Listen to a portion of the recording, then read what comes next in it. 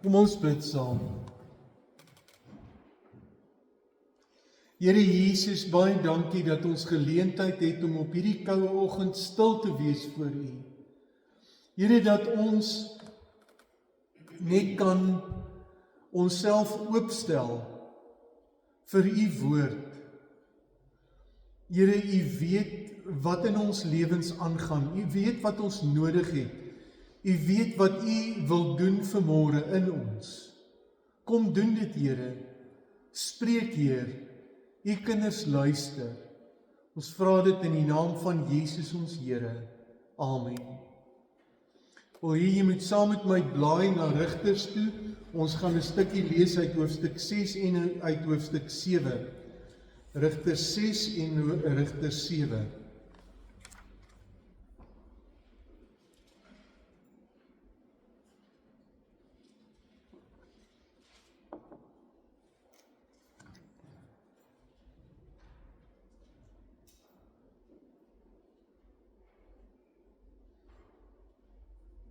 Dit gaan oor die Rigter Gideon. Ons begin lees van vers 11 af uit hoofstuk 6 uit.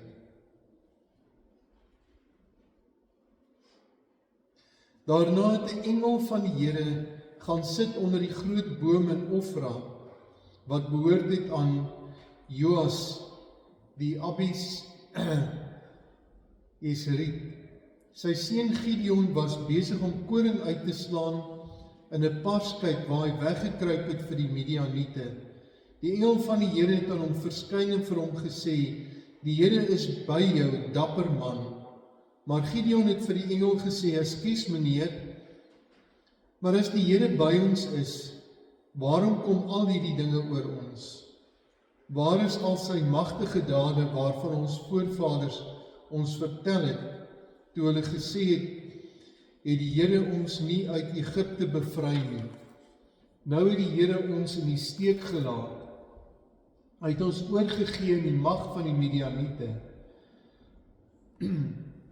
Toe het die Here na Gideon toe gedraai en vir hom gesê, gaan met die krag wat jy het, en gaan red die Israeliete uit die mag van die Midianiete.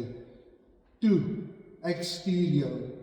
Maar Gideon het sê vir hom, ekskuus meneer, waarmee sal ek gaan? Die Israeliete gaan red. Die familie waarin ek behoort is die armste in die hele Manasse. En van my pa se kinders is ek die minste. Die Here het hom geantwoord, ek is by jou, en jy sal die Midianiete verslaan, asof hulle nie meer as een is nie. Ons kyk net verder na hoofstuk 7.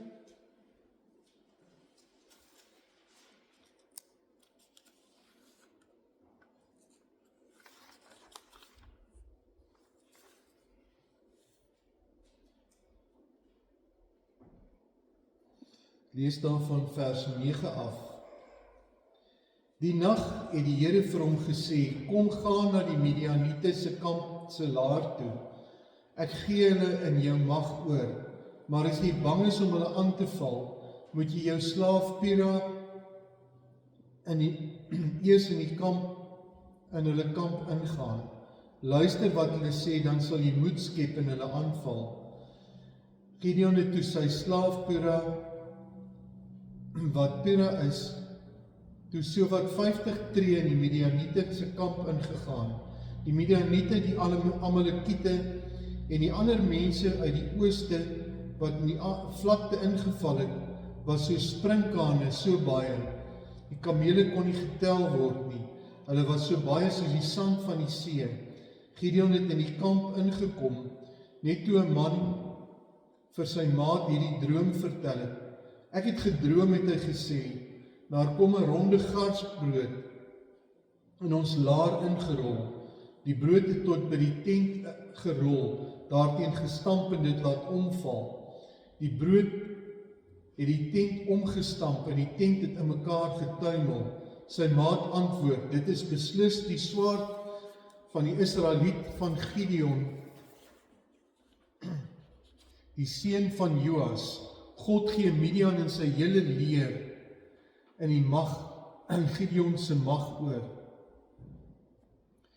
Toe Gideon die droom en die uitleg hoor, het hy die Here gedank en na Israel se kamp toe teruggegaan en gesê, kom, die Here gee die leer van Midian in ons mag oor. Ons lees tot daartoe. As ons kyk na hierdie gedeelte, dan laat dit ons dink aan die begin van Gideon waar hy vas staan en vir die Here sê nee. Maar hy self is bang. Hy kruip weg vir die Midianiete. Hy kruip weg in 'n parskuip sodat hy nie gesien kan word nie. Wanneer die Here met hom praat, dan sê hy nee. Dan sê hy nee, hy kan nie. Hy kan nie hier uitkom nie. En dan is dit baie soos ons is vasgevang. Ons kan nie uitkom nie, ons hak vas. Ons kan nie verder beweeg nie. Ek weet nie van jou nie, maar partykeer hak ek vas en ek kan nie in die gang kom nie. Gideon se vrees het hom laat vashak. Eerste sê hy vir die Here, maar kyk wie is ek? Wie is my familie? Ek kan nie dit doen nie. En dan sê hy vir die Here, nee, ek het 'n versoek wat ek vir u wil rig. En hy vat 'n velletjie en hy gooi hom uit en hy sê, maak die velletjie nat en laat dit rondom droog wees van dou. En dit gebeur so. Maar Gideon is nie tevrede nie en hy sê vir die Here, nee, draai dit hierdie keer om, dat die velletjie droog wees en dit nat buiteom wees. Net om hom te help om te glo. En die Here doen dit. En toe help die Here vir Gideon om die skare van mense wat saam met hom sou veg minder te maak.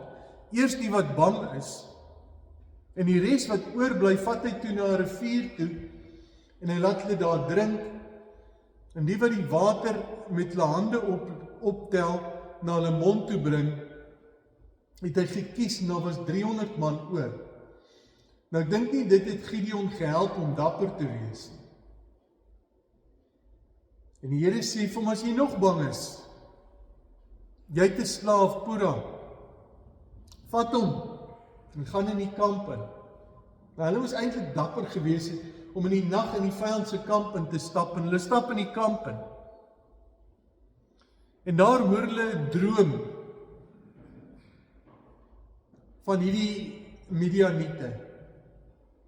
En in hierdie droom word daar vertel hoe 'n garsbrood, en die Israeliete word vergelyk met 'n garsbrood, in die kamp en rol, teen die tent vaslaan en die tent omgooi. En die uitleg van die droom kom ook uit, dat hierdie garsbrood is Gideon. Nou hulle het geweet van Gideon, want nadat die Here met hom gepraat het, het hy vir hom gesê om die beeld van Baal af te kap. En toe hy die beeld van Baal afgekap het, die beeld was van hout gewees, het hy die stukke van daai hout gevat, en hy 2 beeste as 'n offer vir die Here gebring. En die Midianiete was baie kwaad, omdat hy die beeld van Baal geskend het. En toe sê hulle, maar hulle gaan hom doodmaak, omdat hy dit gedoen het. En Gideon se pa sê toe, nee, wag 'n bietjie. As Baal so 'n groot God is, laat Baal self vir Gideon doodmaak.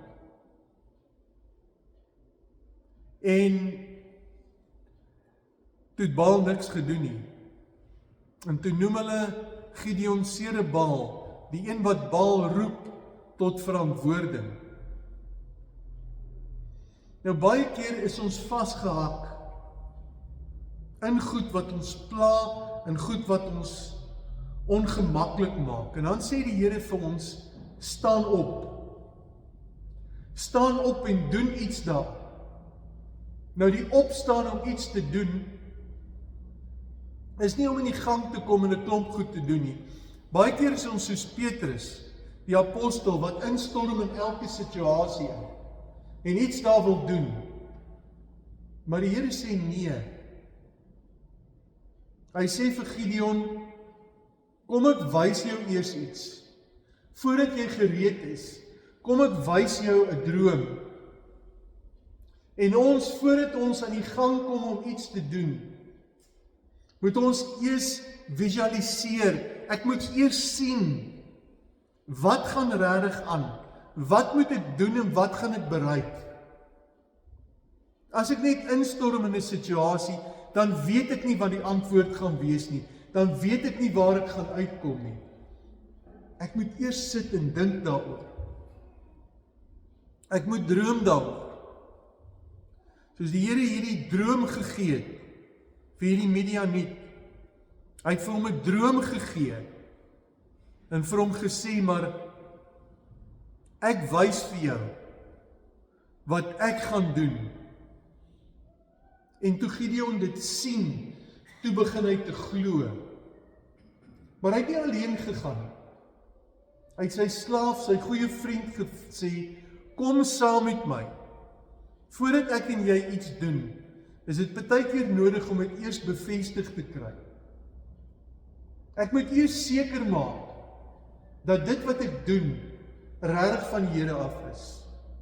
Baie keer is ons nie soos Petrus wat instorm nie. Baie keer is ons soos Thomas, wat ons ongelowige Thomas noem. Ons moet eers verseker word dat hierdie regtig van die Here af is. Want baie keer kry ek 'n idee en wil ek iets doen, maar nou moet ek seker maak, maar is hierdie werklik van die Here af? Is dit werklik wat die Here wil hê ek moet doen?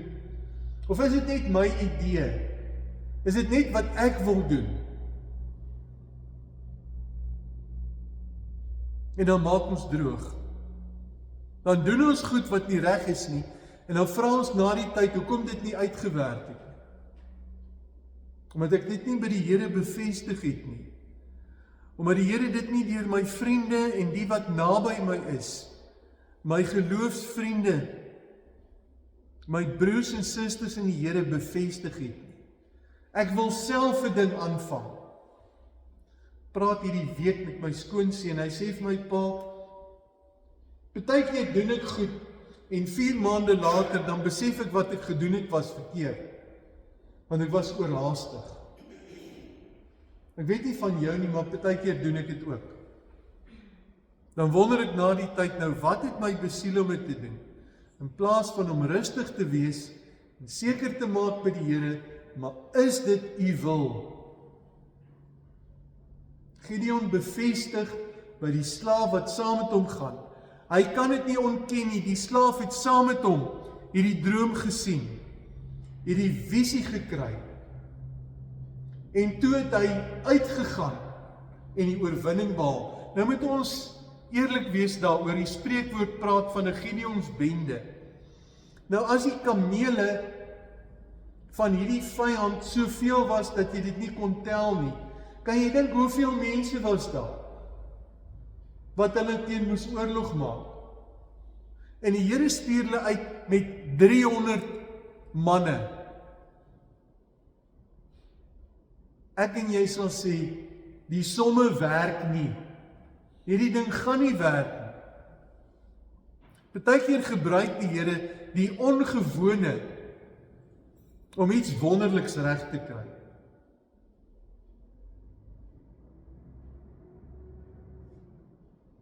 En dan moet ons glo.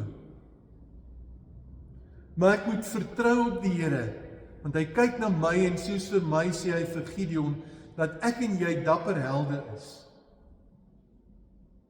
Dis 'n moeilike een daai. Baie keer glo ek dit nie oor myself nie. Dink ek wel, ek gaan maar aan, ek doen maar wat ek moet doen, dis nou maar waarvoor ek daar is.